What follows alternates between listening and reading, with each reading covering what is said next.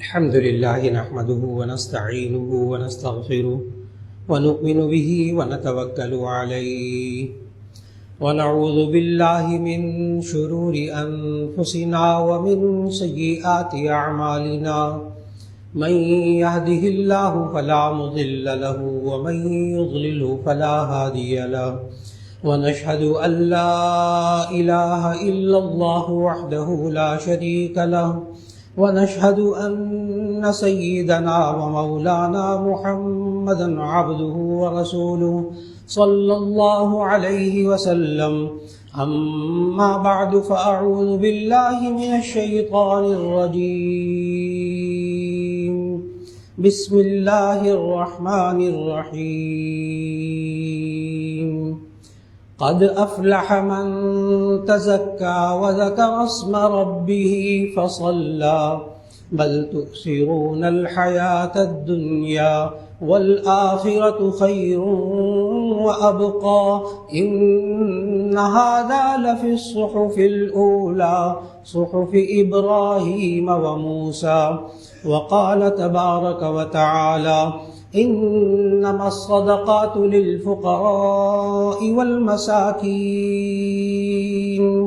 والعاملين عليها والمؤلفة قلوبهم وفي الرقاب والغارمين وفي سبيل الله وابن السبيل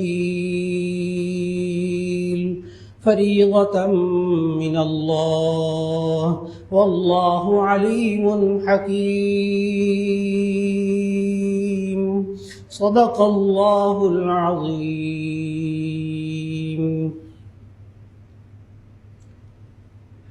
اللہ رب العزت کا یہ خاص فضل و کرم ہے کہ اس نے بابرکت مہینے میں، رحمتوں والے مہینے میں ہم سب کو یہ برکتوں والی ساعتیں عطا فرمائی، رحمتوں والی ساعتیں عطا فرمائی۔ اللہ رب العزت نے رمضان کے مہینے کو رحمتوں والا مہینہ کہا۔ اللہ نے جمعے کے مبارک دن کو برکتوں اور رحمتوں والا دن قرار دیا۔ اللہ نے قرآن حکیم کو رحمت قرار دیا۔ وَنُنَزِّلُ مِنَ الْقُرْآنِ مَا هُوَ شِفَاءٌ وَرَحْمَةٌ لِّلْمُؤْمِنِينَ، کہ ہم نے قرآن حکیم کو نازل کیا، اس میں انسانوں کی جسمانی اور روحانی بیماریوں کے لیے شفا ہے۔ وَرَحْمَةٌ لِّلْمُؤْمِنِينَ، اور یہ قرآن حکیم یہ ایمان والوں کے لیے رحمت ہے۔ اللہ نے آخری نبی حضرت محمد مصطفیٰ صلی اللہ علیہ وسلم کو بھیجا اور ان کے بارے میں یوں ارشاد فرمایا وَمَا أَرْسَلْنَاكَ إِلَّا رَحْمَةً لِّلْعَالَمِينَ، کہ نبی کریم صلی اللہ علیہ وسلم نے، آخری نبی صلی اللہ علیہ وسلم کو اللہ تعالیٰ نے رحمت للعالمین بنا کر بھیجا، تمام جہانوں کے لیے رحمت بنا کر بھیجا۔ یہ دین اسلام دین رحمت ہے۔ آج انسان کو یہ سمجھنا ہوگا کہ رحمت کیا چیز ہوتی ہے۔ آج انسانوں کو سمجھنا ہوگا کہ اللہ کی رحمت کن انسانوں کے قریب ہوتی ہے۔ آج اس بات کو سمجھنا ہوگا کہ اللہ کی رحمت انسان سے دور کب ہوتی ہے۔ آج انسانوں کو سمجھنا ہوگا کہ ہمارے گھروں پر اللہ کی رحمت کب ہوگی۔ آج یہ بات سمجھنی ہوگی کہ ہمارے کاروبار پر اللہ کی رحمت کب ہوگی، کیسے ہوگی۔ آج یہ سمجھنا ہوگا کہ ہماری اولاد پر کیسے رحمت ہوگی، ہمارے خاندان پر کیسے رحمت ہوگی، اس ملک پاکستان پہ کیسے رحمت ہوگی، اس امت مسلمہ پہ کیسے رحمت ہوگی۔ اللہ کی رحمت تو بہت وسیع ہے، انسان کے بس میں ہے کہ یہ اللہ کی رحمت کو اپنے قریب کر دے یا اپنے سے دور کر دے۔ یہ انسان کے بس میں ہے۔ اللہ نے انسان کو اختیار دیا ہے کہ وہ اپنے عمل سے اللہ کی رحمت کے قریب ہو جائے، اللہ کی رحمت سے دور ہو جائے۔ یہ اللہ کی رحمت ہوتی کیا ہے؟ آج انسانوں پر اللہ کی رحمت ہو رہی ہوتی ہے، اس انسان کو اس بات کا احساس نہیں ہوتا کہ مجھ پر اللہ کی رحمت ہو رہی ہے، اس لیے وہ اللہ کی رحمت ہوتے ہوئے بھی شکر ادا نہیں کرتا، کیونکہ اسے اندازہ نہیں ہے، اسے نشانیاں معلوم نہیں ہیں۔ آج کے بعد ہر انسان کو معلوم ہوگا کہ وہ خود محسوس کر سکے میرے اوپر اللہ کی رحمت ہو رہی ہے یا نہیں ہو رہی۔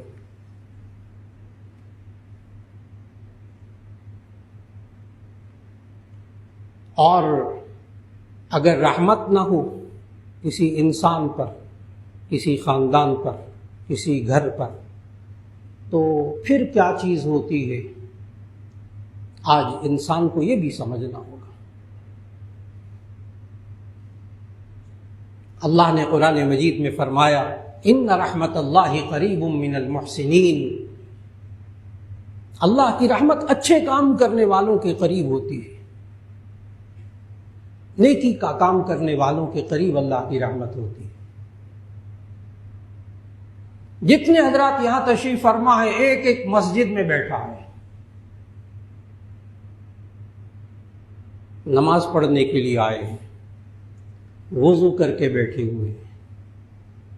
جو معتکفین ہیں وہ تو اعتکاف کی نیت ان کی پہلے سے چلی آ رہی ہے، جو ابھی صرف نماز جمعہ کے لیے آئے ہیں وہ ابھی اعتکاف کی نیت فرما لیجیے، یہ بھی نیک کام کر رہے ہیں۔ اتنے مشائخ موجود ہیں، ان کی موجودگی میں یہ جملہ عرض کر رہا ہوں، اس وقت آپ میں سے ہر ایک پر اللہ کی رحمت ہو رہی ہے، الحمدللہ کہہ لیجیے۔ کیوں؟ ہمیں کیسے معلوم ہوا؟ ان رحمت اللہ قریب من المحسنین، اللہ کی رحمت اچھے کام کرنے والوں کے قریب ہوتی ہے۔ روزے داروں پر اللہ کی رحمت ہوتی ہے، روزہ رکھا ہوا ہے آپ نے، اللہ کی رحمت ہو رہی ہے۔ جو گناہ کرنے والے ہوتے ہیں ان سے اللہ کی رحمت دور ہو جاتی ہے۔ بتا رہا تھا کہ اللہ کی رحمت قریب کیسے ہوتی ہے، دور کیسے ہوتی ہے۔ اللہ کی رحمت ہوتی ہے تو ایسی صورت میں یہ انسان قرآن مجید پڑھتا ہے تو اللہ کی رحمت ہوتی ہے۔ نبی کریم صلی اللہ علیہ وسلم نے ارشاد فرمایا جس گھر میں قرآن مجید کی تلاوت ہوتی ہے حفتہم الملائکہ وغشیتہم الرحمہ وانزلت علیہم السکینہ، جس گھر میں قرآن مجید کی تلاوت ہوتی ہے اس کو گھر کے رحمت کے فرشتے اس گھر کو گھیر لیتے ہیں، وغشیتہم الرحمہ، اللہ کی رحمت اس گھر کو ڈھانپ لیتی ہے، وانزلت علیہم السکینہ، ان پر سکون نازل ہوتا رہا۔ جتنے دن آپ تراویح پڑھتے رہے، تراویح کے دوران حافظ صاحب قرآن مجید پڑھ رہے، آپ سن رہے، پورا رمضان اللہ کی آپ پر رحمت ہو رہی۔ کاش اس انسان کو پتہ تو چلے مجھ پر اللہ کی رحمت ہو رہی۔ اللہ کی رحمت کی یہ نشانی ہے کہ اس وقت انسان اللہ کی نافرمانی نہیں کر رہا ہوتا، اس وقت وہ گناہ نہیں کر رہا ہوتا۔ یہ اللہ کی رحمت کی نشانی ہے۔ اللہ نے آپ کو نماز پڑھنے کی توفیق دی، اللہ کی رحمت ہے آپ پر۔ اللہ نے روزہ رکھنے کی توفیق دی، اللہ کی رحمت ہے آپ پر۔ اور اللہ روزے کے ذریعے ان تینوں مقاصد کو پورا فرماتا ہے جس کی وجہ سے انسانوں پر رحمت ہوتی ہے۔ اللہ تعالیٰ نے سورۃ البقرہ کی آیت 183 سے لے کر آیت 187 تک ان 5 آیات میں روزے کے احکام بیان کیے۔ یا ایھا الذین آمنوا کتب علیکم الصیام کما کتب علی الذین من قبلکم لعلکم تتقون، تاکہ تمہارے اندر تقوی پیدا ہو جائے۔ اور دوسرا مقصد اللہ نے روزے کا بتایا آگے چل کر، لعلکم تشکرون، تاکہ شکر ادا کرنے والے بن جاؤ۔ اور تیسرا مقصد آگے اللہ نے بتایا، لعلہم یرشدون، تاکہ تم ہدایت پا جاؤ۔ کیا ملا روزہ رکھ کر؟ 3 چیزیں اللہ نے عطا فرمائی، خود اللہ کہتا ہے میں نے روزے کیوں فرض کیے؟ لعلکم تتقون، تاکہ تم پرہیزگار بن جاؤ۔ پرہیزگار کس کو کہتے ہیں؟ آسان سی بات، پھر دیکھیے گا کیا آپ کو روزے کا مقصد حاصل ہو گیا کہ نہیں ہو گیا۔ پرہیزگار کہتے ہیں تقویٰ، 2 جملوں میں بات مکمل ہو جائے گی انشاءاللہ۔ جن کاموں کے بارے میں اللہ نے کہا کہ تم کرو، اس کے نہ کرنے سے بچنا، پرہیزگار بچنے والا، متقی بچنے والا، کس چیز سے بچنے والا؟ جس چیز کے بارے میں اللہ نے کہا آپ کرو، اس کے نہ کرنے سے بچنے والا، جس کام کے بارے میں اللہ نے کہا نہ کرو، اس کے کرنے سے بچنے والا، متقی۔ آپ کے اندر اللہ نے تقویٰ کیسے کہ پیدا کیا؟ تاکہ شکر نکلے اللہ کا کہ اللہ نے ہمیں متقی بننے کی توفیق دی ہے، اللہ نے متقی بنا کے چھوڑا ہے۔ شکر کرے انسان، حوصلہ بڑھے گا، حوصلہ بڑھے گا کہ روزہ رکھنے سے ہمیں کیا ملا؟ اللہ نے تقویٰ کی دولت عطا فرما دی۔ اللہ نے کہا روزہ رکھو، یہ روزہ رکھ رہا، روزہ نہ رکھنے سے بچتا رہا۔ اللہ نے کہا یہ حلال بھی نہیں کھانا، صبح سے لے کے شام تک حلال نہیں کھانا، حلال بھی نہیں پینا۔ یہ انسان اس حلال کھانے سے رک گیا، صبح سحری سے لے کر افطار تک۔ اس انسان کو اللہ نے کہا نماز پڑھو، یہ نماز پڑھنے لگا، نماز نہ پڑھنے سے بچنے لگا، اللہ نے متقی بنایا۔ اللہ نے کہا دیکھو روزے کے اندر یہ کام نہ کرنا، سارے روزے دار ان کاموں سے رکے رہے، کیے ہی نہیں۔ تو اللہ نے روزے کے ذریعے تقویٰ پیدا کیا، الحمدللہ۔ متقی کہتے ہیں گناہوں سے بچنے والا۔ جتنے حضرات یہاں تشریف فرما ہیں، اس وقت ایک بندہ بھی گناہ نہیں کر رہا، تو الحمدللہ کہہ لیجیے۔ اتنی دیر تو اللہ نے متقی بنایا ہوا ہے، ماننا پڑے گا، ماننا پڑے گا۔ اس وقت تو کوئی گناہ نہیں کر رہا، الحمدللہ۔ نہ گناہ صغیرہ کر رہا، نہ گناہ کبیرہ کر رہا، یہاں مسجد میں بیٹھ کر جمعہ پڑھنے آئے ہیں، تو اللہ نے اتنی دیر متقی بنایا نا، بس اسی کو متقی کہتے ہیں۔ یہ مسجد سے باہر نکل کر کے یہی کرتا ہے تو یہ متقی ہے نا، یہ متقی ہوتا ہے جو اللہ اور اس کے رسول صلی اللہ علیہ وسلم کی بات کو مان کر چلتا ہے۔ اس وقت ایک ایک بندہ یہاں بیٹھا ہوا اللہ اور اس کے رسول کی بات کو مان رہا صلی اللہ علیہ وسلم۔ کوئی ایک بھی یہ نہیں کہے گا میں تو نہیں مان رہا، نہیں، اس وقت تو سارے مان رہے۔ ابھی آپ نماز کے اندر اللہ اور اس کے رسول صلی اللہ علیہ وسلم نے جو امام مقرر کیا، عجیب اللہ تربیت دیتا ہے، کہنا ماننے کی تربیت، کہنا ماننے، اللہ اور اس کے رسول کا کہنا ماننے والوں پر اللہ کی رحمت ہوتی ہے۔ اور عجیب و غریب تربیت ہوگی ابھی جمعے میں، ایک امام ہے، وہ کہتا ہے اللہ اکبر، یہ سارے ہاتھ باندھ لیتے ہیں۔ وہ امام کہے گا اللہ اکبر، سارے جھک جاتے۔ ایک بندہ اس پورے ہزاروں افراد کے مجمع میں ایک بندہ ایسا نہیں ہوگا مولانا آپ جائیں رکوع میں کھڑا ہوں، کوئی ایک بندہ بھی ایسا نہیں کرتا۔ وہ اللہ اکبر کہتا ہے، سارے سجدے میں چلے جاتے، کوئی بھی یہاں نہیں کہے گا پیچھے کھڑا ہوا نہیں مولانا آپ جائیں سجدے میں ذرا انتظار کرتا ہوں، کھڑے ہوں گے نا پھر میں آپ کے ساتھ کھڑا ہو جاؤں گا۔ سارے سجدے میں جاتے۔ جو معذور افراد کرسی پر نماز پڑھتے ہیں وہ بھی جب سجدے میں جاتے ہیں اشارے سے وہ سجدے کے اندر ہوتے۔ کتنی کہنا ماننے کی اللہ تربیت دیتا ہے، 5 وقت تربیت دیتا ہے۔ اور مستشرقین نے لکھا، مستشرقین کہتے ہیں غیر مسلم مفکرین جو اسلام کے بارے میں ریسرچ کرتے ہیں ان کو مستشرق کہتے ہیں، بے شمار مستشرقین نے یہ والی بات لکھی، ایک نے نہیں کئی ایک نے لکھی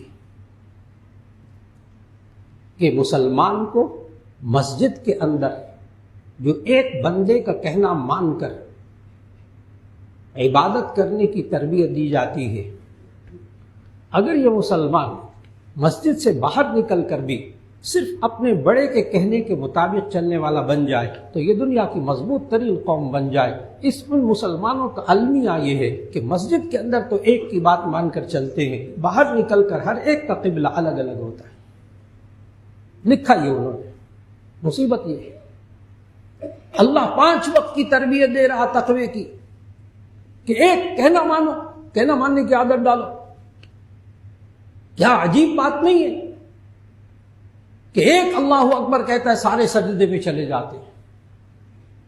اور اچھی طرح یاد رکھ لیجئے گا، یہ امام صاحب کی وجہ سے آپ نہیں جاتے، اللہ کے کہنے کی وجہ سے جاتے۔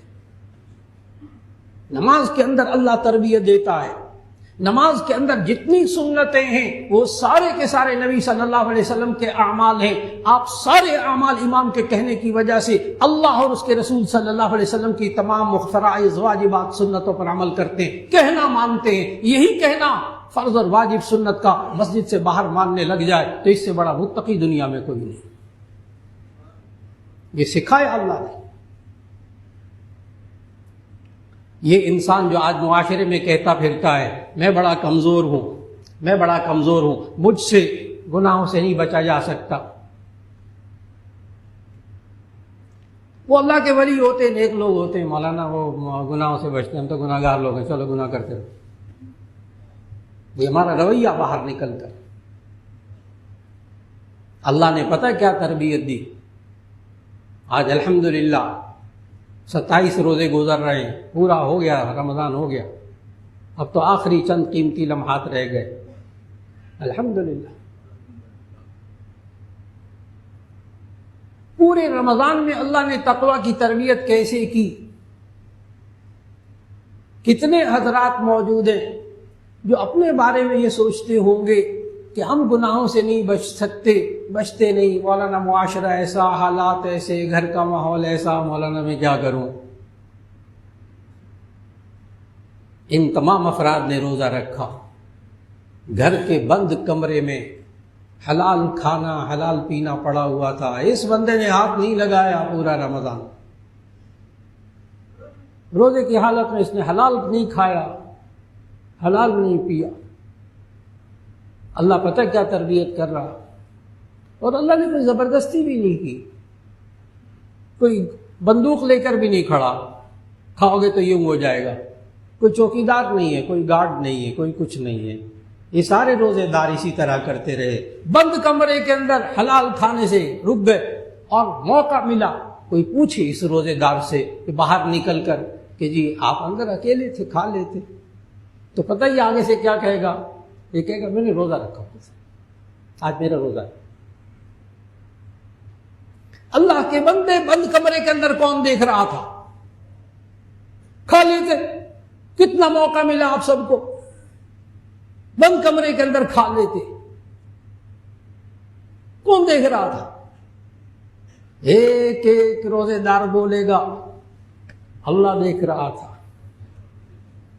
ایک ایک روزے دار بولے گا اور کوئی جواب نہیں آپ کے پاس، اللہ دیکھ رہا ہے۔ کاش روزے کے اندر یہ جو کیفیت ہے نا، اللہ دیکھ رہا ہے، میں حلال نہیں کھاؤں گا، حلال پھل نہیں کھاؤں گا، حلال پانی نہیں پیوں گا، اللہ دیکھ رہا ہے، اللہ نے منع کیا ہے اس وقت، نہیں کھانا میں نے۔ کیسی تربیت کی ہے اللہ نے، ثابت کر کے دکھایا ہے، ہر روزے دار پر اللہ نے ثابت کر کے دکھایا ہے کہ اے بندے، جس قوت ایمانی نے، جس قوت ارادی نے، جس تیری نیت نے تجھے حلال کھانے سے بند کمرے میں روکا اس 1 مہینے کے اندر، اے بندے یہی قوت ارادی، یہی قوت ایمانی جو تیرے اندر موجود ہے، یہ باہر نکل کر 11 مہینے حرام کھانے سے روک سکتی ہے۔ یہ بندہ نہیں کہہ سکتا میرے اندر ایمانی قوت نہیں ہے، یہ بندہ نہیں کہہ سکتا روزے دار کہ میری ایمانی قوت، میری قوت ارادی بڑی کمزور ہے۔ وہ اللہ کے ولی ہوتے ہیں، نیک لوگ ہوتے ہیں جو حرام سے بچ جاتے ہیں، گناہوں سے بچ جاتے ہیں، ہم نہیں بچ سکتے، اللہ نے ثابت کر کے دکھایا۔ اب اللہ کے سامنے کوئی بندہ یہ نہیں کہہ سکے گا میرے اندر قوت ایمانی نہیں تھی، میرے اندر قوت ارادی بڑی کمزور تھی، فلاں تھی۔ اللہ کے بندے، وہ یہ کھانا پینا یاد رکھ لیجیے گا اچھی طرح، یہ کھانا پینا انسان کی زندگی کے لیے ضروری ہے، اس کے بغیر انسان زندہ نہیں رہ سکتا. غور سے جملہ سنیے گا. یہ کھانا پینا یہ انسان کی زندگی کا مدار ہے. اس پر اس کے بغیر انسان زندہ نہیں رہ سکتا. اور یاد رکھ لیجئے گا کسی گناہ پر ہاتھ رکھ کر آپ انگلی رکھ کر یہ نہیں کہہ سکتے کہ یہ زندگی کی ضرورت ہے. گناہ انسان کی زندگی کی ضروریات نہیں ہے. اب غور سے جملہ سنیے گا. اے انسان تو نے قوت ارادی قوت ایمانی استعمال کر کے روزے کے اندر جن چیزوں کے بغیر انسان زندہ نہیں رہ سکتا تھا تو نے وہ چیزیں چھوڑ دی قوت ایمانی استعمال کر کے. تو جو زندگی کی ضروریات نہیں ہے باقی 11 مہینے میں وہ بھی چھوڑ دے, ان گناہوں کو بھی چھوڑ دے. اللہ نے تربیت کی ہے. اب روزے دار نہیں بچے گا. اب اللہ نے اس پر پریکٹیکل کر کے دکھا دیا. اللہ نے اس انسان پر پریکٹیکل کیا. تقویٰ کی تربیت اللہ نے ہر انسان کو دے دی. کیا نیت کر لو میں یہ گناہ نہیں کروں گا. بالکل اسی طرح اللہ بچائے گا جیسے بند کمرے کے اندر پھل کھانے سے روکا. پیاس, اب گرمی تھوڑی سی شروع ہو گئی, پیاس لگنی شروع ہو گئی, پانی پینے سے رکا یہ بندہ. پانی کے بغیر تو زندہ نہیں رہ سکتا. گناہ کے بغیر زندہ رہ سکتا ہے.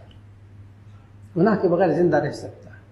اے انسان اللہ نے آپ کی تربیت کر دی.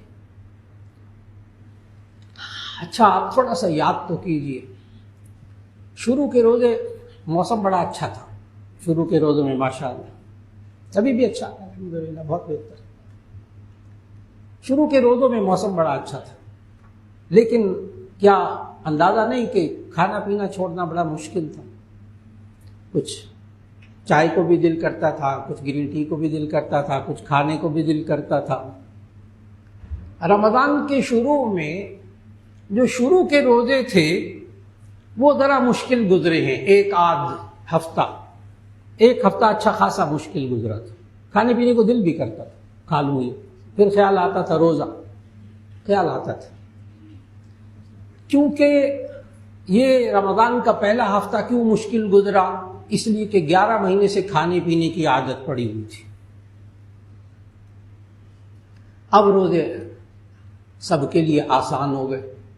پتہ ہے کیا ہوا, سمجھیے گا اللہ تربیت کیسے کر رہا. شروع میں روزے مشکل کیونکہ کھانے پینے کی عادت پڑی ہوئی تھی.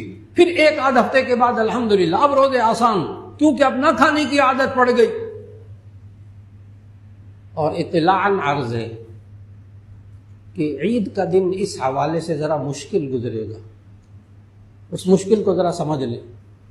عید کے دن جب سامنے کھانا آئے گا نا روزہ نہیں آج تو عید کا دن ہے, کھاؤ. سارا دن کھانا مشکل ہو گیا, بار بار ہوگا. کیوں؟ اب نہ کھانے کی عادت پڑ گئی. اللہ نے پتہ ہے کیا تربیت کی ہے. اے بندے اگر تجھے نیک کام کرنے کی عادت پڑ جائے تو نیک کام چھوڑنا مشکل ہو جائے, اور اگر گناہ نہ کرنے کی عادت پڑ جائے تو گناہ کرنا مشکل ہو جائے. ایک روزے دار نہیں کہہ سکتا کہ میری یہ تربیت نہیں ہوئی, میری تربیت یہ نہیں ہوئی. جی ہو یک اس کی تربیت. اللہ نے کہا کہ یہ رمضان آپ کے لیے عادتیں بدلنے کا مہینہ تھا, اچھی عادتیں ڈالنے کا مہینہ تھا, جلدی اٹھنے کی عادت ڈالنے کا مہینہ تھا,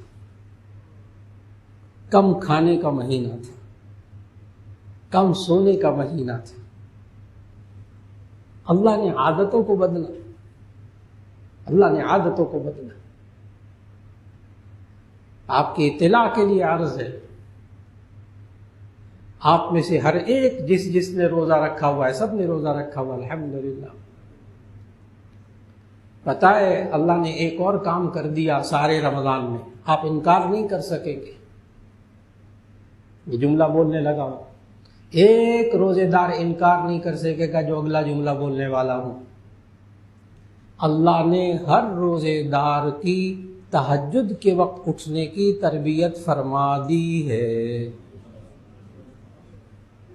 کیونکہ سحری کے وقت, صبح صادق کے اذان کے وقت تہجد کا وقت ختم ہوتا ہے. اب یہ بندہ نہیں کہہ سکے گا میں تہجد کے وقت نہیں اٹھ سکتا, نہیں، رمضان پورا مہینہ تو اٹھتا رہا ساری کھانے کے لیے، وہ تہجد کا وقت، تہجد کا وقت، ایک ایک روزے دار کی تہجد کے وقت اٹھنے کی تربیت ہو چکی، میں نے یہ نہیں کہا ہوگی، ہو چکی۔ دیکھا تقویٰ کیسے پیدا کیا اللہ نے، حلال کھانے سے روک کر حرام کام کرنے سے بچنے کے لیے اللہ نے تربیت دے دی، اس کو کم کھانے کی تربیت دے دی، اس کی عادتیں بدل گئی، اس کو اب نہ کھانے کی عادت پڑ گئی، سارا دن نہ کھانے کی عادت پڑ گئی، اس کو کم سونے کی عادت پڑ گئی، اس کو نمازیں پڑھنے کی عادت پڑ گئی، اس کو تراویح پڑھنے کی عادت پڑ گئی، اس کو قرآن سننے کی عادت پڑ گئی، اس کو قرآن پڑھنے کی عادت پڑ گئی۔ اللہ کرے کہ یہ مسجدیں اسی طرح رمضان میں جس طرح بھری ہوئی ہیں، اللہ باقی دنوں میں بھی مسجدوں کو بھر دے، کیونکہ عادت تو پڑ گئی ہے، تقویٰ کی عادت پڑ گئی ہے۔ اور پھر اللہ شکر، روزے کا دوسرا مقصد شکر، پہلا مقصد لعلکم تتقون، دوسرا مقصد جو اللہ نے سکھایا لعلکم تشکرون، تاکہ تم شکر گزار بندے بن جاؤ، اس لیے اللہ نے روزے فرض کیے ہیں، یہ اللہ نے خود مقصد بتائے۔ انسان کے پاس جب تک نعمتیں ہوتی ہیں شکر نہیں نکلتا، جب نعمتیں تھوڑی دیر کے لیے چھن جاتی ہیں یا مستقل چھن جاتی ہے اس وقت بڑی قدر ہوتی ہے۔ جب تک ماں باپ سر پہ ہوتے ہیں یہ انسان ماں باپ کو کچھ نہیں سمجھتا، اور جو ہی سر پہ سے اٹھتے ہیں اس دنیا سے روانہ ہوتے ہیں انسان کو قدر ہوتی ہے وہ تھے کیا۔ جب تک نعمتیں ہوتی ہیں انسان قدر نہیں کرتے، مزاج ہے انسان کا۔ اس انسان سے تھوڑی دیر کے لیے نعمتیں چھین لے یا نعمتیں چھیننے کا احساس پیدا ہو جائے، اس کے اندر شکر نکلتا ہے۔ بڑوں کے ساتھ یہ ہوا، بڑے اللہ کے بندوں کے ساتھ یہ ہوا۔ شیخ سعدی رحمۃ اللہ علیہ نے خود لکھا اپنا واقعہ، کہتے ہیں میں ایک دفعہ میرے پاس جوتے نہیں تھے، کہنے لگے میرے دل میں شکوہ پیدا ہوا ہے، اللہ میں تیرا کتنا اچھا بندہ ہوں، لوگوں کو اچھی باتیں سکھاتا ہوں، نیک کام کرتا ہوں، تیرے بندے کے پاس جوتا نہیں۔ شیخ سعدی کہتے ہیں میں جا رہا تھا، جاتے جاتے میں نے مسجد میں دیکھا تو ایک بندہ تھا، اس کے دونوں پاؤں نہیں تھے بیچارے، اسی حادثے میں کٹ گئے ہوں گے۔ مسجد میں بندہ تھا، اس کے دونوں پاؤں نہیں تھے۔ شیخ سعدی کہتے ہیں میں وہیں سجدے میں گر گیا، یا اللہ جوتا نہیں ہے تو خیر ہے، پاؤں تو ہے نا۔ جب نعمت چھننے کا احساس پیدا ہوتا ہے شکر نکلتا ہے۔ ہم 11 مہینے کھاتے پیتے رہے صبح سے لے کے شام تک، وہ شکر کی کیفیت نہیں آتی تھی، لیکن جب اب افطار کا وقت ہوتا ہے اس وقت جو خوشی ہوتی ہے، اس وقت جو شکر کی کیفیت ہوتی ہے، یہ ایک گھونٹ پانی پیتا ہے، ایک کھجور کھاتا ہے، ایسا طبیعت میں سرور آتا ہے، فرحت آتی ہے۔ اور تمام روزے دار ایک بات یاد رکھیے گا، یہ افطار کے وقت وہ والی خوشی نہیں ہوتی جو ولیموں میں کھانا کھلنے کی خوشی ہوتی ہے، بالکل نہیں، بالکل نہیں۔ کہتے ہیں کھانا کھل گیا وہ سارے ٹوٹ پڑتے ہیں، بڑے مہذب لوگ ٹوٹ پڑتے ہیں، وہ اور چیز۔ افطار کے وقت جو خوشی ہوتی ہے یہ نبی کریم صلی اللہ علیہ وسلم نے روزے دار کے لیے جو 2 خوشیاں بتائی ہیں ان میں سے ایک خوشی یہ ہے، یہ شکر کی خوشی ہوتی ہے۔ جامع ترمذی کی حدیث، نبی صلی اللہ علیہ وسلم نے فرمایا للصائم فرحتان، فرحۃ عند فطرہ وفرحۃ عند لقاء ربہ۔ للصائم فرحتان، روزے دار کے لیے 2 خوشیاں ہوتی ہیں۔ فرحۃ عند فطرہ، ایک خوشی اس کو افطار کے وقت ہوتی ہے، ایک روحانی خوشی ہوتی ہے، کھانا کھلنے کی خوشی نہیں ہوتی، یہ کچھ اور ہے۔ ایک خوشی اس کو نصیب ہوتی ہے روزہ کھلنے کے وقت، اور عجیب بات بتاؤں، یہ والی خوشی ہر روزے دار کو ہر روزے میں نصیب ہوئی ہے، الحمدللہ۔ کوئی ایک روزے دار انکار نہیں کر سکتا۔ دیکھیں اللہ نے شکر کیسے پیدا کیا، شکر کی بھی تربیت کی اللہ نے۔ جب نعمتیں کھاؤ تو شکر ادا کرنا۔ ایک خوشی روزے دار کو ملتی ہے افطار کے وقت، اگلی خوشی دل سنبھال کے سنیے گا کہ نبی صلی اللہ علیہ وسلم نے کس خوشی کو روزے دار کے لیے، کس خوشی کے ساتھ ذکر فرمایا۔ فرمایا للصائم فرحتان، روزے دار کو دو خوشیاں نصیب ہوں گی. للصائم فرحتان فرحۃ عند فطرہ، ایک خوشی اس کو افطار کے وقت ہوگی، وفرحۃ عند لقاء ربہ، ایک خوشی اس کو جنت میں اپنے رب سے ملاقات کے وقت ہوگی.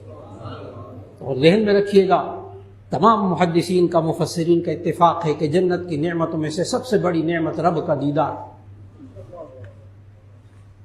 اب سوچئے گا بیٹھ کر کہ روزے دار کے لیے دو خوشیاں ہیں، کس خوشی کو اللہ کے نبی نے کس خوشی کے ساتھ ذکر کیا ہے. روزے دار کو دو خوشیاں نصیب ہوں گی. ایک خوشی افطار کے وقت، ایک خوشی رب سے ملاقات کے وقت جنت میں انشاءاللہ. یقین رکھیے گا، اللہ کی رحمت سے مایوس نہ ہوئیے گا. جس طرح اللہ نے ایک خوشی تو دے دی نا ہر روزے دار کو، وہ اللہ دوسری خوشی بھی یقیناً دے گا انشاءاللہ.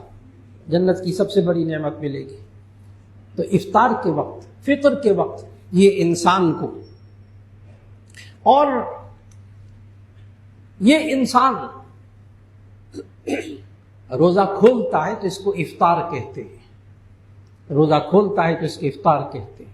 افطار کے وقت خوشی ملتی ہے. یہ روزہ رکھتا ہے، اللہ اس کو شکر کی دولت دیتا ہے. اور جب یہ انسان روزے میں گناہوں سے بچتا ہے، نماز پڑھتا ہے، روزہ رکھتا ہے، اور پھر ایسی صورت میں یہ والی زندگی کہلاتی ہے ہدایت یافتہ زندگی.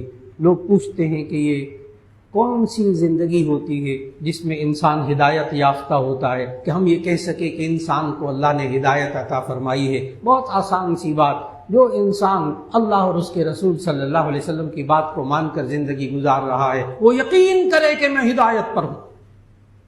بہت آسان بات. تو اس روزے کے اندر انسان اللہ اور اس کے رسول صلی اللہ علیہ وسلم کی باتوں کو مان کر چل رہا، اس کو اللہ نے ہدایت بھی عطا فرما دی. میں عرض کر رہا تھا کہ اللہ نے رمضان کے روزے کے احکام بتاتے ہوئے 3 مقصد اللہ نے بتائے. نمبر 1 لعلکم تتقون، تاکہ تم تقوی اختیار کرو. ہر روزے دار کو یہ والا مقصد نصیب ہوا ہے. نمبر 2 لعلکم تشکرون، تاکہ تم شکر گزار بندے بن جاؤ. ہر روزے دار کو یہ دوسرا مقصد بھی حاصل ہوا ہے. اور تیسرا مقصد لعلہم یرشدون، تاکہ یہ ہدایت پا جائیں. ایک ایک روزے دار ہدایت پر تھا الحمدللہ، ایک ایک نمازی ہدایت پر ہے. شکر کرے اللہ کا، اللہ کی رحمت آپ پر ہو رہی. اور پھر اس کے بعد جب یہ رمضان مکمل ہوگا تو یہ بندہ افطار کمانا، روزہ کھولنا، فطر کمانا، روزہ کھولنا. اب یہ 2 کام پھر اور کرے گا روزہ کھولنے کے بعد. ایک صدقہ فطر ادا کرے گا، ایک عید الفطر ادا کرے گا. ایک ہے صدقہ فطر، یہ واجب ہوتا ہے ہر مسلمان پر کہ جو عاقل ہو، بالغ ہو، مسلمان ہو اور صاحب نصاب ہو، چاہے اس پر سال نہ گزرے. نصاب 1,80,000 روپیہ، وہی زکوٰۃ والا نظام. لیکن اس میں فرق صرف اتنا ہے کہ زکوٰۃ میں سونا، چاندی، نقدی شامل ہوتا ہے. ایک فرق یہ ہے. اور صدقہ فطر واجب ہونے کے لیے گھر میں کوئی ضروریات زندگی کی بیکار چیزیں، فالتو چیزیں استعمال کے ناقابل ہوں، وہ بھی اس میں شامل ہو جاتی ہیں کہ اگر اس کی قیمت 1,80,000 بنتی ہو تو صدقہ فطر واجب ہو جاتا ہے. ایک یہ فرق ہے. دوسرا فرق یہ ہے کہ صدقہ فطر واجب ہونے کے لیے مال پر سال گزرنا شرط نہیں ہے. بس عید کے دن آپ کے پاس اتنا مال تھا 1,80,000 روپے کے برابر، تو صدقہ فطر واجب ہو گیا. اب ایک عبادت اور یہ صدقہ فطر والی، اور صدقہ فطر یہ ہر مسلمان بالغ پر ہوتا ہے اپنی طرف سے اور اپنے نابالغ بچوں کی طرف سے. جو بالغ ہو جائیں پھر ان کو دیکھا جائے گا کہ وہ خود صاحب نصاب ہیں تو ان پر صدقہ فطر واجب ہوگا. ایک تو یہ کہ صدقہ فطر کس پر واجب ہوتا ہے؟ ہر مسلمان پر، عاقل پر، بالغ پر. اچھا، درمیان میں آپ نے توجہ رکھنی ہے، میں نے روزے دار نہیں بولا، اس لیے کہ چاہے کوئی بندہ روزہ رکھتا ہو یا نہ رکھتا ہو، اس کے پاس کتنا مال ہو اس پر صدقہ فطر واجب ہو جاتا ہے.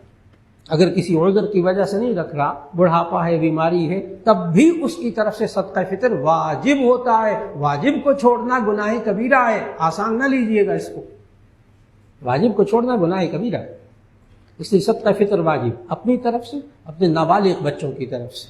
اور وہ خادمین جن کا کھانا پینا آپ کے ذمے ہے ان کی طرف سے بھی صدقہ فطر کتنا دینا ہے؟ نبی صلی اللہ علیہ وسلم نے فرمایا، سمجھایا کہ اگر گندم ہو تو نصف صاع، اور اگر کھجوریں ہوں تو پھر ایک پورا صاع۔ ایک صاع ہوتا ہے 3.5 کلو کا، 3.5 کلو کا ایک صاع، اور جو گندم ہے اس کا نصف صاع یعنی 1.25 کلو۔ گندم کے ظاہر پیسے جامع شفیع کے اعلان کے مطابق گندم کے بنتے ہیں 2.25 کلو کے 180 روپے، اور جو کھجوریں ہیں اس کا بنتا ہے آج کل کے حساب سے تقریباً 1400 روپیہ، 1400-1500 روپیہ۔ آپ بھی سوچتے ہوں گے کہ گندم زیادہ ہونی چاہیے تھی، کھجوریں کم ہونی چاہیے تھی، یہ تو الٹ ہو گیا۔ اصل میں مکہ مدینہ کے اندر وہاں کھجوریں، وہاں کی پیداوار تھی، کھجوریں سستی تھی، تو نبی صلی اللہ علیہ وسلم نے اس کے لیے 3.5 کلو رکھا، اور گندم اس وقت وہاں کی پیداوار نہیں تھی، گندم بہت مہنگی ہوتی تھی، چنانچہ اس کا آدھا سا رکھا۔ ہمارے ہاں الٹ ہے، تو ایسی صورت میں جو صاحب حیثیت حضرات ہوں وہ کم از کم گندم یا کشمش یا جو اس کے پیسے معلوم کر کے وہ صدقہ فطر ادا کر سکتے ہیں۔ تو صدقہ فطر 180 روپے فی بندہ کم از کم، اور اگر کوئی صاحب ذی استعداد ہے تو پھر ایسی صورت میں 1400 روپیہ تقریباً 3.5 کلو کھجوروں کا بنتا وہ دے دیجئے۔ نہ معلوم ہو اپنے علاقے کے پھل والے سے کھجوروں کے پیسے پوچھ لیجئے اور اس کو ادا کر دیجئے، انشاءاللہ وہ صدقہ فطر ادا ہو جائے گا۔ صدقہ فطر کس کس کو دے سکتے ہیں؟ صدقہ فطر اپنے رشتہ داروں کو بھی دے سکتے ہیں۔ کچھ رشتہ دار ہیں جن کو نہیں دے سکتے، آسان سی ذہن میں رکھ لیجئے بات کہ اپنی نسل سے اوپر، اپنی نسل سے نیچے صدقہ فطر نہیں دے سکتے، زکوٰۃ نہیں دے سکتے۔ اپنی نسل سے اوپر باپ، ماں باپ، دادا دادی، نانا نانی، اپنی نسل سے اوپر۔ اپنی نسل سے نیچے بیٹا بیٹی، پوتا پوتی، نواسا نواسی، ان کو نہیں دے سکتے۔ میاں بیوی ایک دوسرے کو نہیں دے سکتے۔ باقی ہر مستحق رشتہ دار کو آپ صدقہ فطر دے سکتے ہیں، عیدی کہہ کر دے سکتے ہیں۔ یہ بتانا ضروری نہیں کہ یہ صدقہ فطر ہے یا زکوٰۃ ہے، یہ بتانا ضروری نہیں، آپ عیدی کہہ کر دے سکتے ہیں۔ اپنے حقیقی بھائی کو دے سکتے ہیں، بھتیجوں کو دے سکتے ہیں، بھانجوں کو دے سکتے ہیں اگر وہ مستحق ہوں۔ مستحق کون، وہ ذہن میں رکھیے گا، ابھی میں نے عرض کیا 1,80,000 روپیہ ایک بندے کا نصاب ہے زکوٰۃ کا۔ اگر کسی کے پاس اتنی بچت ہو تو آپ اس کو صدقہ فطر نہیں دے سکتے ہو، ظاہر ہے وہ معاشرے میں بہت کم لوگ ہوتے ہیں، بہت سے مستحقین آپ کو رشتہ داروں میں نظر آئیں گے۔ عام غریب کو دیں گے تو 1 ثواب ملے گا صدقہ فطر ادا کرنے کا، اور کسی رشتہ دار کو مستحق کو دیں گے تو 2 ثواب ملیں گے۔ یہ بات بھی نبی صلی اللہ علیہ وسلم نے فرمائی، 1 صلہ رحمی کا ثواب ملے گا اور 1 آپ کو ثواب ملے گا صدقہ فطر ادا کرنے کا۔ اور صدقہ فطر زکوٰۃ ادا کرنے کا بہترین مصارف یہ مدارس بھی ہے، ان میں وہ طلبہ جو پڑھتے ہیں، ظاہر ہے جو طالب علم پڑھنے کے لیے آتے ہیں وہ سارے کے سارے، ان میں سے شاید ہی کوئی جامعہ شفیع میں کوئی 6,000 لڑکا جامعہ شفیع اور اس کی شاخوں میں پڑھ رہا ہے، اور 6,000 لڑکوں میں سے کوئی شاید اکا دکا ہوگا جس کے پاس 1,80,000 روپیہ ذاتی بچت والا پڑا ہوگا، باقی سارے مستحق ہوتے ہیں زکوٰۃ کے۔ تو اللہ نے معاشرے کے اندر یہ والا رخ رکھا، اور میں نے شروع میں آیت پڑھی کہ نبی صلی اللہ علیہ سورۃ الاعلیٰ کی آیت نمبر 14 اور 15 پڑھی، قد افلح من تزکا وذکر اسم ربہ فصلی۔ اللہ نے یہاں عید الفطر کی ترتیب بتائی ہے، سورۃ الاعلیٰ کی آیت نمبر 14 اور 15 میں قد افلح من تزکا وذکر اسم ربہ فصلی۔ اس پر نبی صلی اللہ علیہ وسلم، ترجمہ پہلے کر دوں، قد افلح من تزکا، تحقیق کامیاب ہوا وہ شخص جس نے اپنے آپ کو پاکیزہ بنایا، وذکر اسم ربہ، اور اپنے رب کا نام لیا، فصلی، پھر نماز پڑھی۔ تو نبی کریم صلی اللہ علیہ وسلم سے پوچھا گیا کہ قد افلح من تزکا میں کیا مراد ہے؟ تو نبی صلی اللہ علیہ وسلم نے خود تفسیر فرمائی کہ اس سے مراد صدقہ فطر ہے، اس لیے واجب ہے۔ پھر وذکر اسم ربہ، کہ اپنے رب کا نام لے، اس سے مراد عیدین کی تکبیرات ہیں۔ حضرت مولانا شبیر احمد عثمانی، میرے دادا استاد، جنہوں نے تفسیر عثمانی لکھی اور پاکستان میں کراچی کے اندر پاکستان کا سب سے پہلے جھنڈا انہوں نے لہرایا اور تفسیر بھی لکھی، تفسیر عثمانی۔ علامہ شبیر احمد عثمانی رحمۃ اللہ علیہ اس سورۃ الاعلیٰ کی آیت نمبر 14 اور 15 کی تفسیر عثمانی میں لکھتے ہیں کہ اس سے مراد عید الفطر کی ترتیب مراد ہے کہ یہ بندہ نماز سے پہلے صدقہ فطر ادا کرے، اس کے بعد تکبیرات تشریق پڑھے، اس کے بعد یہ نماز پڑھے عید الفطر کی. قد افلح من تزکا، اور اسی ترتیب سے قد افلح من تزکا وذکر اسم ربہ فصلی. تو صدقہ فطر یہ بھی واجب، اب یہ بھی عمل باقی. پھر اس کے بعد عید الفطر، جب آپ عید الفطر کے لیے تشریف لائیں گے تو جس طرح الحمدللہ آپ میں سے ایک ایک روزے دار نے بڑے اللہ کے کہنے کے مطابق وقت گزارا، اب التماس یہ ہے کہ عید کا دن بھی اللہ اور اس کے رسول صلی اللہ علیہ وسلم کے کہنے کے مطابق اللہ گزارنے کی توفیق عطا فرمائے. اور وہ جو عید کی رات ہوتی ہے اس کو احادیث کے اندر لیلۃ الجائزہ کہا گیا. لیلۃ الجائزہ جسے آپ چاند رات کہتے ہیں، اسے نبی کریم صلی اللہ علیہ وسلم نے انعام کی رات کہی. اس رات کو روزے داروں کو نامہ اعمال میں انعامات ملتے ہیں. لیلۃ الجائزہ، جائزہ کہتے ہیں انعام کو، انعام کی رات. اگر میں اس کے لیے لفظ بولوں کانوکیشن کا، کہ انسان کی جب پڑھ لکھ لیتا اس کو ڈگری ملتی، انعام ملتا ہے نا، بہت بڑا جلسہ ہوتا ہے یونیورسٹی کے اندر. اب مجھے بتائیے، آپ میں سے بڑے پڑھے لکھے قابل حضرات سارے موجود ہیں، مجھے بتائیے گا اگر ایک طالب علم 16 17 18 سال محنت کر کے M phil P H D کرے، ایم بی بی ایس کرے، ہاں، اور جس دن یونیورسٹی میں کانوکیشن ہو، انعامات ملنے ہوں، اس وقت وہ انارکلی میں پھر رہا ہو یا پلازوں میں پھر رہا ہو یا اس وقت وہ خریداری کر رہا ہو، کون عقل مند ہے؟ کس کا بچہ بچی اتنے عقل مند ہے؟ کون ماں باپ ایسے ہیں جو کانوکیشن ہو رہا ہو بچے کا، 16 17 سال کے بعد ڈگری مل رہی ہو، ادھر کانوکیشن ہو رہا ہو، ادھر وہ جوتیاں خریدنے بازار میں نکلا ہو اور کانوکیشن ہو رہا ہو، وہ کہتا اچھا کانوکیشن ہو رہا ہے اس وقت میں سوٹ خریدتا ہوں وہاں مال میں جا کر. کوئی بھی عقل مند معاشرے میں ایسا نہیں ہے. اس انسان کو کیا ہو گیا کہ وہ لیلۃ الجائزہ میں خریدتا ہے سوٹ اور جوتے. سارے گناہ کے کام، بے پردگی میں عورتوں کا جانا، عورتوں کے ساتھ اختلاط، ان نوجوانوں کا جو روزے رکھ رہے بیچارے، لیکن آخر میں آ کر جب انعام والی رات ہے وہ سارے پہ مٹی ڈالنے والا بن گیا. بچنے کی کوشش ہو جائے، پہلے سے تیاری ہو جائے، اس لیے کہ عید کے دن اچھے کپڑے پہننا بھی سنت ہے. تو جب آپ عید کے لیے تشریف لے جائیں گے، یہاں بھی تشریف لائیں گے انشاءاللہ، یہاں انشاءاللہ العزیز جامع شفیعہ میں عید کی نماز ٹھیک 7:30 بجے ادا کی جائے گی. 7 بجے انشاءاللہ بیان شروع ہوگا اور ٹھیک 7:30 بجے جامع شفیعہ میں عید کی نماز ادا کی جائے گی. تو عید کی نماز تک آنے سے پہلے کئی ایک سنتیں جو ہیں وہ رہ جائیں گی اگر آج بیان نہ کی. اس لیے مختصر احادیث کی روشنی میں 13 سنتیں بتانے لگا ہوں، بہت آسان ترتیب سے 13 سنتیں یاد رہیں گی انشاءاللہ. نبی کریم صلی اللہ علیہ وسلم نے عید کا دن کیسے گزارا، ہم بھی عید کا دن، عید الفطر کا دن انشاءاللہ سنت کے مطابق گزاریں گے. اور انشاءاللہ گھبرائیے گا نہیں، پریشان نہ ہوئیے گا کہ اب عید کا دن تو مولانا آرام سے گزارنے دیں، رمضان میں بڑی پابندیاں ہو گئی، اب تو گزارنے دیں، خوشی منانے دیں. انشاءاللہ وہ 13 سنتوں میں سے ایک بھی ذہن پر بوجھ نہیں بنے گی.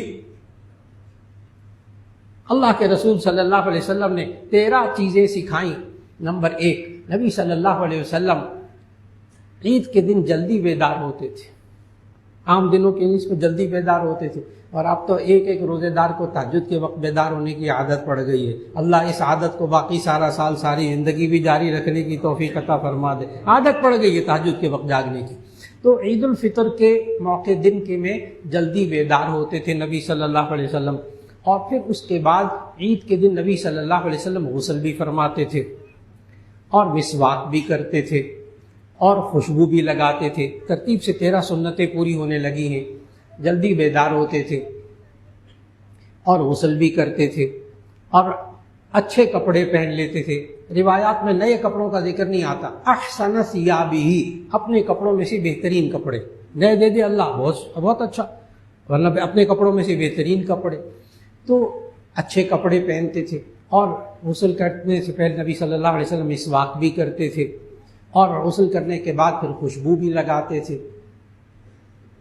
پھر اس کے بعد کپڑے پہن لیے تو عید کی نماز کے لیے جانے سے پہلے نبی صلی اللہ علیہ وسلم صدقہ فطر بھی ادا کرتے تھے.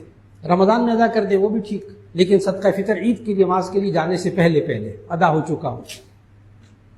پھر نبی صلی اللہ علیہ وسلم عید الفطر کے لیے جب نماز کے لیے جاتے تھے تو کوئی میٹھی چیز کھا کر جاتے تھے. عید الاضحیٰ کے موقع پر بغیر کچھ کھائے پیے جاتے تھے اور قربانی کا گوشت پہلا لقمہ بناتے تھے عید کی نماز کے بعد. لیکن عید الفطر کے موقع پر نبی صلی اللہ علیہ وسلم کوئی میٹھی چیز کھا کر جاتے تھے. کھجوریں ہو گئی، سیویاں ہو گئی، کھیر ہو گئی، کوئی چیز ہو میٹھی وہ کھا کر چلے جائیے، سوچ کر کہ یہ سنت ہے. نیت ہے نا، انما الاعمال بالنیات. ہم ویسے ہی نہائیں گے تو ویسے ہی نہائیں گے، ہم ویسے ہی خوشبو لگا لیں گے، ویسے ہی کپڑے پہن لیں گے، ٹھیک ہے پہن لیا آپ نے، لیکن تھوڑی سی نیت کو تبدیل کر لیجئے کہ نبی صلی اللہ علیہ وسلم کی سنت ہے، تو وہی نئے کپڑے پہننے سے سنت ادا ہو جائے گی. پھر نبی کریم صلی اللہ علیہ وسلم عید الفطر کے موقع جب جاتے تھے تو جانے سے پہلے میٹھی چیز کھا لیتے تھے، اور جب جاتے تھے تکبیرات تشریق پڑھتے تھے. تو تکبیرات تشریق آہستہ آواز میں، عید الاضحیٰ کے موقع پر ذرا اونچی آواز، عید الفطر کے موقع پر آہستہ آواز سے تکبیرات تشریق آپ سب کو آتی ہیں. اللہ اکبر اللہ اکبر، لا الہ الا اللہ واللہ اکبر، اللہ اکبر وللہ الحمد. اب آپ کو سمجھ میں آ رہا ہوگا قد افلح من تزکا وذکر اسم ربہ فصلی.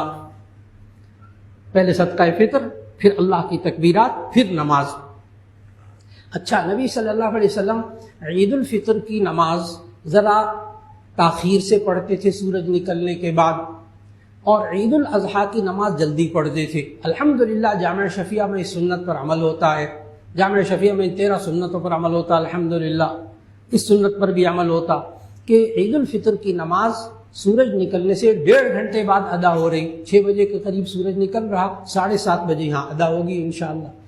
اور تو جلدی عید الفطر کی نماز پڑھنا یہ بھی سنت، بڑے مجمع میں عید الفطر کی نماز پڑھنا یہ بھی سنت. تو یہ بھی آپ کو سنت نصیب ہوگی انشاءاللہ. اور نبی کریم صلی اللہ علیہ وسلم جب عید کی نماز پڑھنے کے لیے تشریف لاتے تو ایک راستے سے آتے تکبیر تشریق کہتے ہوئے، اور جب واپس گھر جاتے تو راستہ بدل کر تشریف لے جاتے. الحمدللہ 13 سنتیں پوری ہو گئی. 13 سنتیں پوری ہو گئی. اب دیکھیے کتنی آسان. ہم سب اکثر اس میں سے کرتے ہیں لیکن ویسے ہی کرتے ہیں. جب ویسے ہی کریں گے تو ویسے ہی ہوں گے، اور اللہ کے رسول کی سنت سمجھ کے کریں گے تو سنت کا ثواب ملے گا. پھر چونکہ آپ عید کی نماز کے لیے بعض حضرات بالکل عین وقت میں تشریف لاتے ہیں، عید کی نماز کا طریقہ ابھی بتانے لگا ہوں. 1 منٹ سے کم میں عید کی نماز کا طریقہ پورا ہو جائے گا انشاءاللہ. ایک بندے کو، اب آپ کو عید کی نماز کا طریقہ آ جائے تو آپ نے گھروں میں جا کر اپنے بچوں کو بھی بتانا ہے. جو بندہ یہاں آئے اس کو عید کی نماز کا مکمل طریقہ آتا ہو. آسان کر کے بتانے لگا ہوں. بالکل جیسے جمعے کی نماز آپ پڑھیں گے نا، بالکل اسی طرح عید کی نماز ہوگی. صرف اتنا سا فرق ہے کہ پہلی رکعت میں سورہ فاتحہ پڑھنے سے پہلے، سبحانک اللہم پڑھنے کے بعد سورہ فاتحہ پڑھنے سے پہلے 3 دفعہ اللہ اکبر کانوں تک ہاتھ اٹھا کر چھوڑ دیں گے. ایک یہ بات ہے. دوسری رکعت میں سورہ فاتحہ سورت پڑھنے کے بعد رکوع میں جانے سے پہلے 3 دفعہ اللہ اکبر کہہ کر ہاتھوں کو چھوڑیں گے. عید کی نماز مکمل ہوگی. بس اتنی سی بات. پھر دوہرا دوں، 2 رکعت جیسے جمعے کی پڑھتے ہیں بالکل اسی طرح. فرق کیا ہے؟ پہلی رکعت میں سورہ فاتحہ سے پہلے 3 تکبیریں، دوسری رکعت میں رکوع میں جانے سے پہلے 3 تکبیریں. بس عید کی نماز مکمل ہو گئی. الحمدللہ یاد ہو گیا، سب کو یاد ہو گیا الحمدللہ.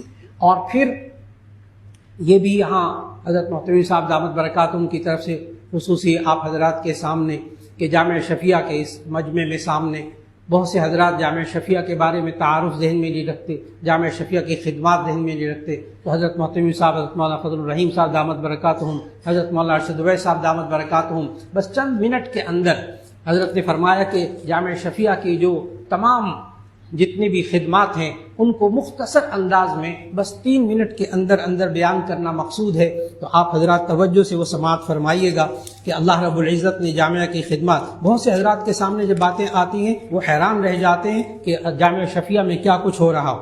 تو الحمدللہ اس وقت جامعہ شفیع میں تعلیم حاصل کرنے والے تمام جامعہ شفیع اور اس کی تمام شاخوں میں کل تعداد طلبہ اور طالبات کی وہ 6095 تھی اس سال. 6095. اور وفاق المدارس العربیہ میں ان طلباء کا نتیجہ جو ہے وہ 90% سے زیادہ پاس ہونے کا آیا الحمدللہ.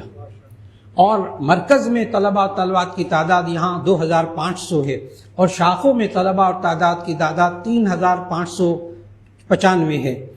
ہمارے جامعہ شفیہ کے تمام اساتذہ تمام شاخوں کے جن کی ادائیگی تنخواہ کی جامعہ شفیہ کرتا ہے، ان کی تعداد 493 اساتذہ، معلمین معلمات اور عملہ. اب تک جامعہ شفیہ سے جو فارغ ہونے والے حفاظ اور قراء ہیں وہ 17,000 ہیں. قراء حفاظ اب تک جامعہ شفیہ سے فارغ ہونے والے علماء کرام اور عالمات 17,323 ہیں ریکارڈ کے مطابق. 17,323 جو کہ آخری سال سے پڑھ کر فارغ ہوئے. اب تک جامعہ شفیہ میں تخصص یعنی اسپیشلائزیشن کرنے والے علماء وہ 480 علماء ہیں. تخصص فی الدعوہ والارشاد میں 335 علماء. دراسات دینیہ سے فارغ ہونے والے 109 علماء. حضرت یہ بتانا چاہتے تھے کہ ان تمام پورے اس پروجیکٹ کے اوپر جامعہ شفیہ کے تنخواہ کی لسٹ اساتذہ وما ملازمین، ایک مہینے کے اخراجات، صرف ایک مہینے کے. آپ دیکھیے گا اللہ کس طرح آپ حضرات کے تعاون سے اس جامعہ شفیہ کے اس بڑے نظام کو اللہ چلانے کی توفیق دے رہا ہے ان حضرات کو، کہ صرف اساتذہ ملازمین کی جو تنخواہ ہے ایک مہینے کی وہ 1,42,00,000 صرف ایک مہینے کی تنخواہ ملازمین کی. اور وظیفہ جو طلبہ کو دیا جاتا، یہاں طلبہ سے آپ کی اطلاع کے لیے عرض ہے کہ پورے جامعہ شفیہ اور اس کی شاخوں میں کسی ایک طالب علم ایک طالبہ سے کھانے پینے تعلیم رہائش کا 1 پیسہ فیس نہیں لی جاتی، قطعاً فیس نہیں لی جاتی، سارا انہی عطیات کے ذریعے. چنانچہ طلبہ کو الٹا وظیفہ دیا جاتا ہے. ہر مہینے طلبہ کو 9 لاکھ روپیہ وظیفہ دیا جاتا ہے، کسی کا 1000 کسی کا 2000 روپیہ، تاکہ وہ اپنی ضرورت کی چیزیں پوری کر لے. جو ان کے کھانے کے اخراجات ہیں اس وقت ایک مہینے میں وہ 50 لاکھ روپیہ ہے، اور جو بجلی کے بل وہ 30 لاکھ روپیہ. یہ بھی اب ہمارے ہاں سولر وغیرہ لگنے کے بعد کی کیفیت ہے. ماہانہ اخراجات، ایک مہینے کے کل اخراجات، غور سے سنیے گا، جو ایک گھر کو چلانے والے افراد ہیں وہ ایک جامعہ کے چلانے کی ایک مہینے کے اخراجات کو غور سے سنیے گا کہ ماہانہ اخراجات 2,41,00,000 روپیہ ماہانہ خرچ ہے.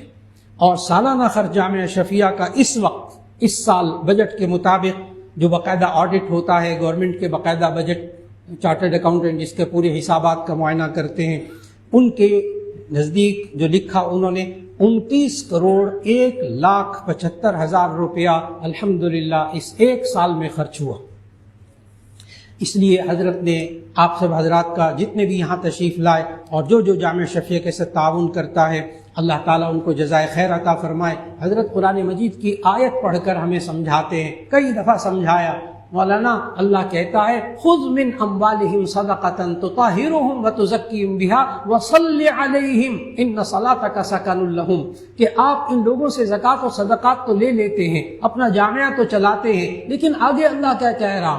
خذ من اموالہم صدقۃ تطہرہم وتزکیہم بہا، یہ صدقہ اور زکوٰۃ دے کر ان کے مال تو پاک ہو جاتے ہیں، لیکن اگلا جملہ اللہ نے کیا کہا؟ وصلی علیہم، ان زکوٰۃ اور صدقات دینے والوں کے لیے دعائیں کیا کیجئے.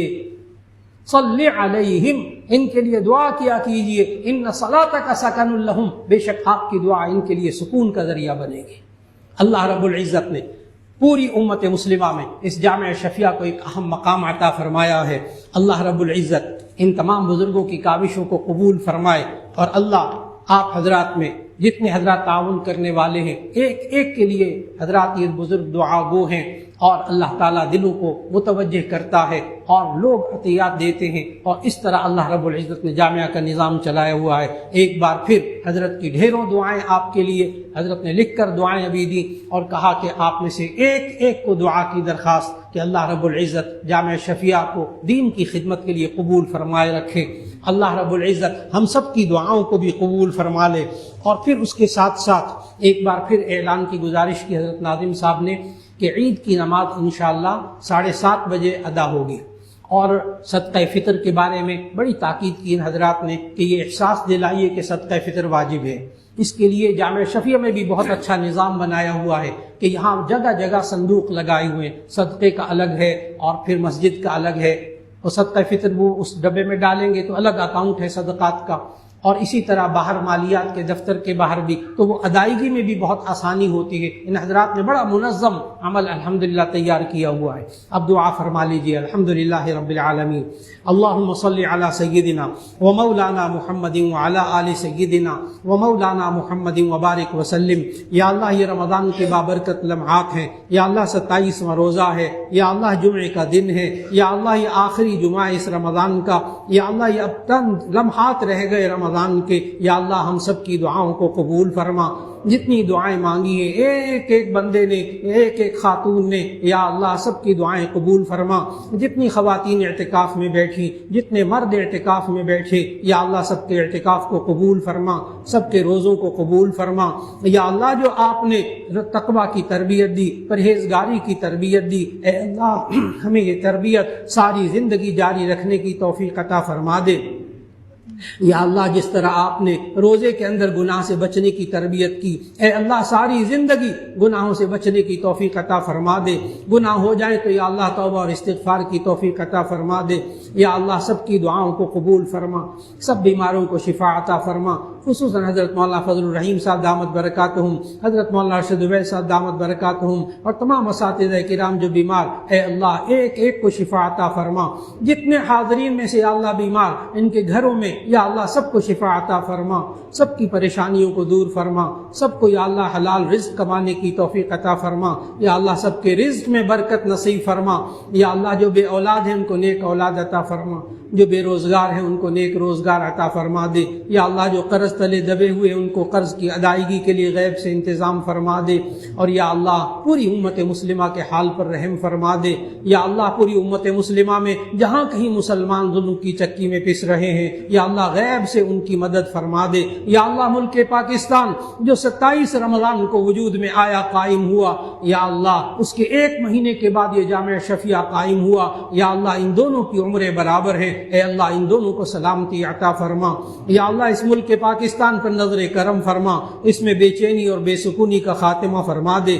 یا اللہ ہمیں گناہوں سے بچنے کی توفیق عطا فرما دے۔ یا اللہ تو نے پاکستان کے اندر بے شمار نعمتیں عطا فرمائی، ہم سے ناقدری ہو گئی، اے اللہ ہمیں معاف فرما دے۔